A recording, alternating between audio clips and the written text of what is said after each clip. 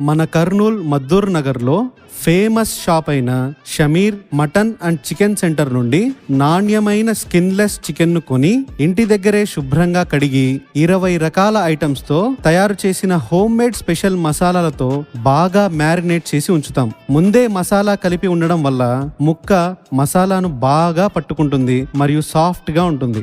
ఇలా రెడీ చేసిన చికెన్ ని 1/2 కిలో వెయిట్ వేసి కడ్డీకి గుచ్చి నిప్పుల మీద బాగా కాల్చి ఆనియన్స్ లెమన్ వేసి మీకు వేడిగా అందిస్తాం.